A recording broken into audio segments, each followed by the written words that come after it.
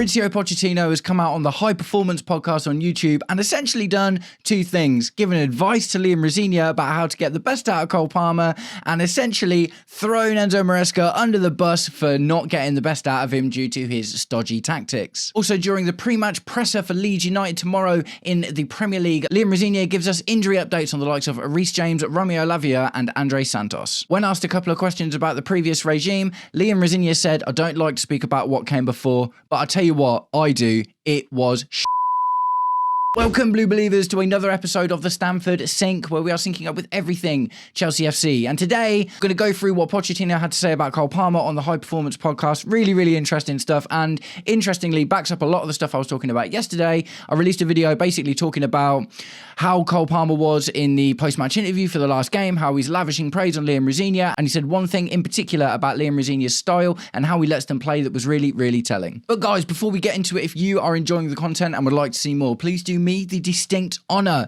of liking and sharing the video, subscribe to the channel, or just roast me in the comments. Whatever gets you through your day. Right, so Pochettino and his assistant Perez featured on the High Performance podcast. Really popular podcast on YouTube, 700,000 subscribers. Well, I wouldn't mind a bit of that. And had basically, talked about being a coach in general and stuff, but was asked some questions about Cole Palmer. Obviously, had his most unbelievable stretch of form under Pochettino as his manager. So, Pochettino had this to say: with Cole Palmer, you cannot say, move from here to there. That is your movement and it's mechanical. No. Of course, it has to be mechanical in some aspects of the game when you don't have the ball.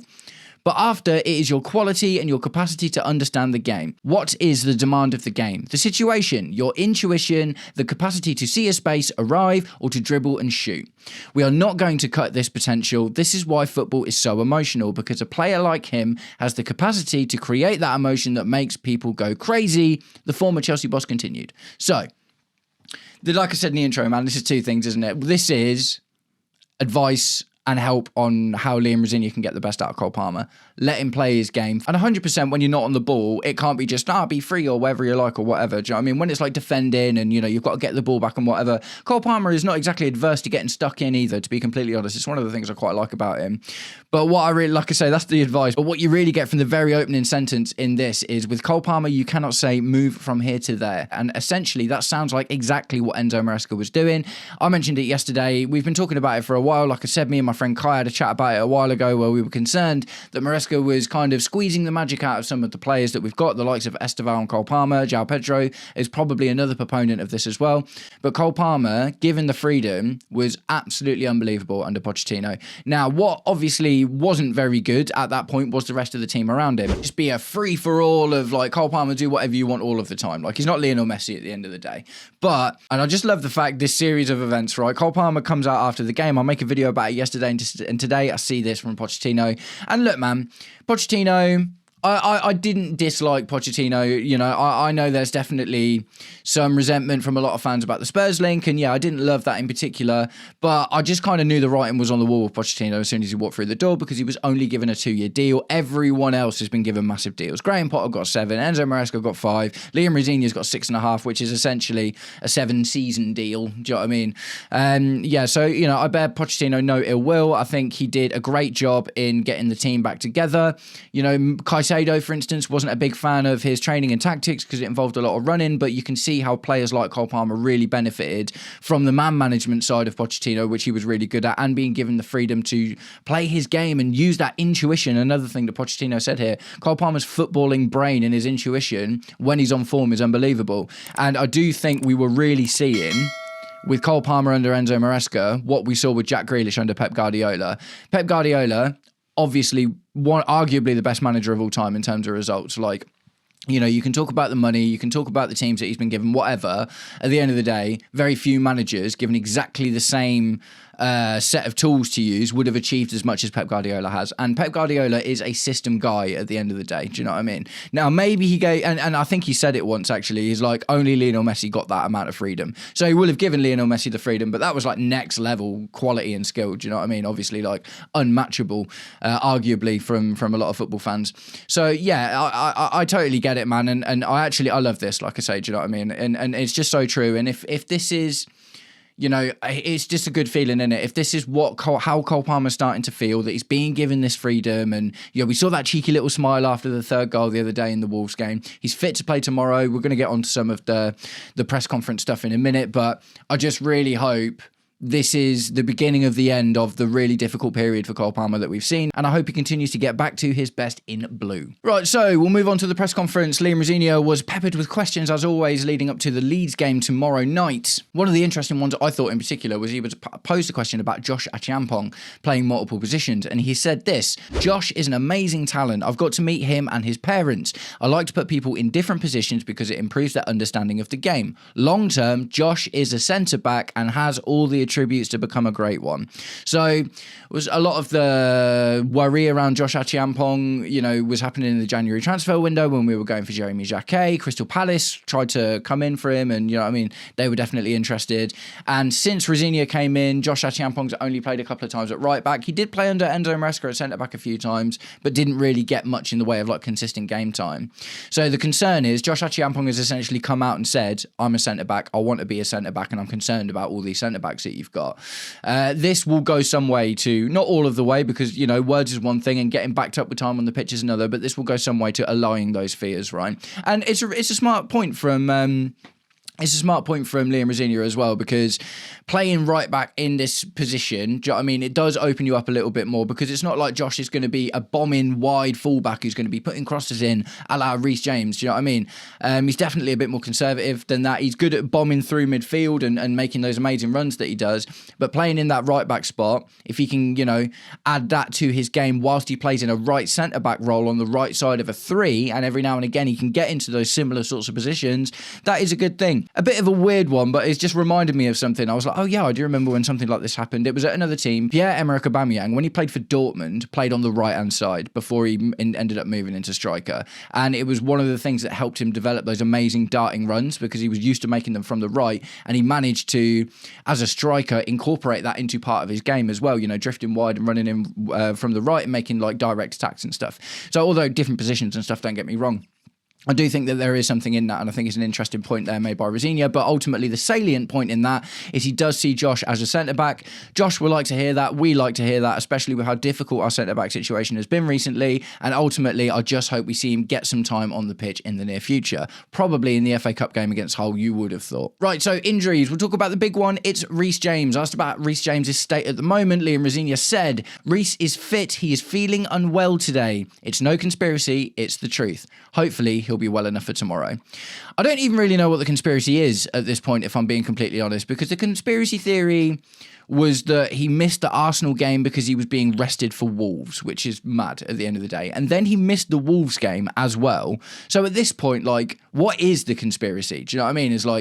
Is something going on behind the scenes? Are you anyone that is kind of purporting this idea that Reece James has actually been fine all along? What is that in aid of? Is it in aid of Reece James looking for a move now? Do you know what I mean?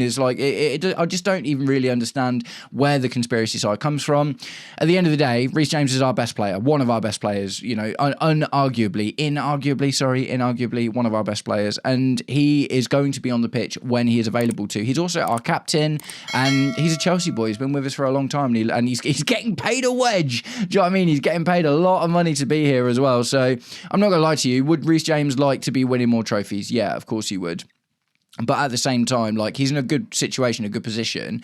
It's not going to be easy to wrestle Reece James away, even if someone does come in with a massive bid for him. Do you know what I mean? In the summer, it's going to have to be huge money, man. So in terms of just what the conspiracy theory is about Reece James not being available, I don't really understand what it is. If you've got an idea, tell me in the comments, man. I'd absolutely love to know.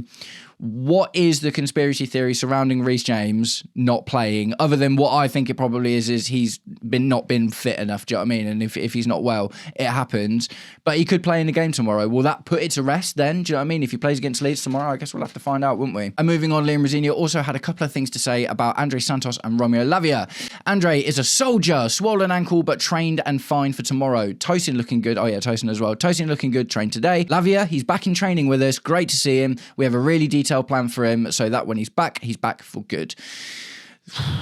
Lots of big words, man. Lots of big words. And like I say, like I love it. Don't get me wrong. Like I hear that and I'm like, yeah, that sounds great. But ultimately what will be will be. We can only, as far as Romeo Lavia goes in particular, we'll just have to wait and see what happens when he starts getting back onto the pitch. I imagine it will be very minor minutes. Like, you know, he was thrown into games a couple of times when he came back last time and just kept getting re-injured with different injuries, though.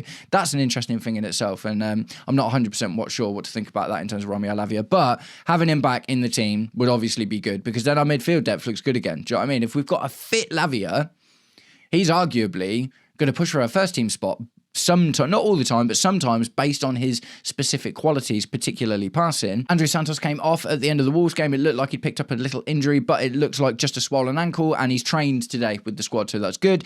Tosin Adarabioyo has been out for a couple of weeks. I think he's only played one game so far under Rosenior, and he trained today as well. So, look, I still feel exactly the same way about Tosin as I do about Acheampong. I'm not like, I'm not loving either of them, to be completely honest, but, you know, at the end of the day, it's you. And we've got Mamadou Sarr now as well, like, you know, it's the questions are starting to pile up about centre-backs again, aren't they? Who are we going to play? Who are we going to play? We do have a lot of games. We've got a bit of a break coming up soon in the next couple of weeks because we are not taking part in the Champions League playoffs, whatever you want to call them, playoffs, which is good because it means Liam Rosenior gets more time with the squad. But if we get through that period and we've got a full fit amount of centre-backs, that's Josh Acheampong, Tosin Adarabioyo, Benoit Badiashile, Mamadou Sarr, Trevor Chalobah, Wesley Fofana. That's 6 centre-backs for essentially 2 roles, man. Do you know what I mean? That's a little bit mad, isn't it? A little bit mad. But if Mamadou Sarr hits the ground running, which hopefully he will, I would imagine the likes of Badiashile and Tosin are probably going to see less game time. And I just want to see Josh start getting more minutes, man. Like, I don't know what it is about Josh. I've basically very rarely seen him put a foot wrong. Like, yeah, the occasional error here or there for a 19-year-old in the Premier League, like, fine. But for the most part, he's turned up in really big games and put in good performances, man. So I'm not sure what more he needs to do in order to get into the team. So that's it, guys. Relatively short one today. I'm going to wrap it up there, but I'm very much looking forward to the game tomorrow. I do think we are going to have a win on our hands again. Hopefully, Cole Palmer can continue the fabulous form that he's been on, even if he does just play 60 minutes. Do you know what I mean? We don't need to see him. And, you know, I think Liam Rosenior did the right thing. Cole Palmer was on a hat-trick. Take him off for 60 minutes, and we need to trust the rest of the team to see that result out. Cole Palmer's done his job there. Do you know what I mean? Like, having Cole Palmer on the pitch when you're 3 goals up at half-time shouldn't be something you need to do for the 90 minutes. Do you know what I mean? Especially if we're managing his minutes and stuff, so I totally get that. But yeah, really looking forward to it. Absolutely love what Mauricio Pochettino had to say. Like I say, I do think it was a twofold thing. I think it was advice to Liam Rosenior and a subtle dig at Enzo Maresca for his tactics. I would love to know what you guys think in the comments about that too. Nice one, guys. I hope you're all having an absolutely wicked day, and I'll catch up with you very, very soon. Take it easy. Peace.